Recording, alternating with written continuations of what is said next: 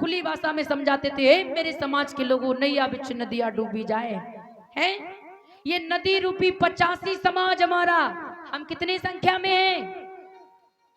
कितनी संख्या में? हम मूल निवासी 85, हमारा ये नदी रूपी विशाल समाज 85 समाज और 15% के लोगों की खोपड़ी से चलने लगा है।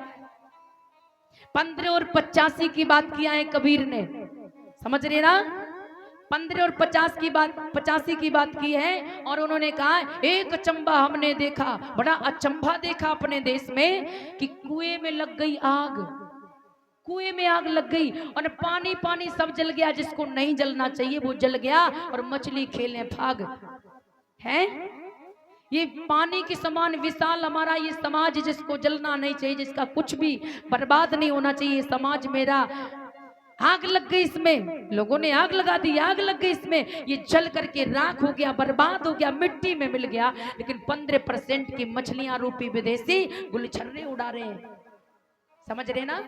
गुलछर्रे उड़ा रहे हैं। और याद नहीं मेरे धम्म श्रोता बंधुओं, कबीर संत ने कई साखियों में, कई सवैयों में, कई चौपाइयों में ये कहा है 184। क्या कहा? 184 पढ़ा होगा आपने। संत कबीर जब उपदेश कर रहे थे, कहते हैं समाज के लोगों 184 बुद्ध का ही ज्ञान बता रहे थे कि हमारा समाज कैसे सुरक्षित रहे, कोई भी किसी को सताओ नहीं, किसी को कोई मारो नहीं, पहला सील बता रहे, हत्या कर्म नहीं करो, नहीं तो 84 में भटक जाओगे। संसार में बताते 84 लाख योनियां हैं।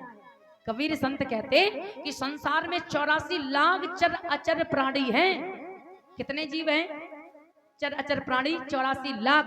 भैंस, बकरी, कुत्ता, सर्प, नेवला, चूहा, बिल्ली, हाथी, कीड़े पतंगे, छोटे छोटे बैक्टीरिया, इंसान, है ना?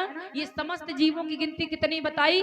84 लाख की 84 लाख योनियों में भटक जाओगे।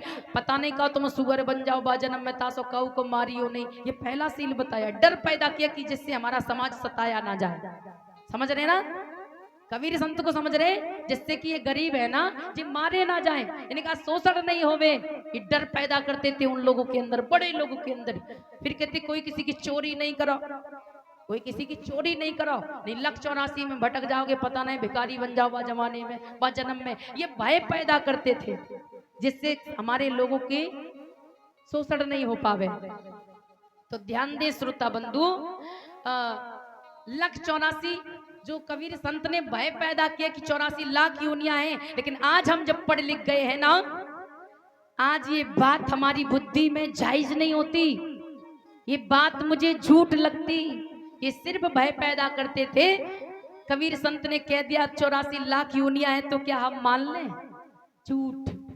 प्रमाण मुझे मिला 84 लाख योनियों की जो बात करी है, तो मैं आपको बताएं ये बात मेरी बुद्धि को जायज किस लिए नहीं होती कि उस समय विज्ञान इतनी आगे नहीं थे।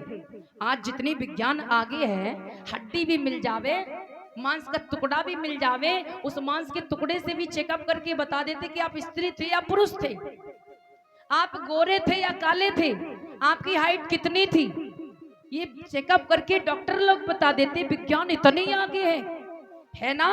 लेकिन उस समय विज्ञान इतनी आगे नहीं थी, 5 तत्वों का ही ज्ञान हो पाया कि 5 तत्वों से ही शरीर बनाए। लेकिन आज पूछिए डॉक्टरों से, मास्टर पढ़ाते कितने तत्वों से शरीर बनाए, काफी तत्व मिले हैं। मैं पूरी जानकारी नहीं दूंगी क्योंकि समय नहीं है, कल बताऊंगी। तो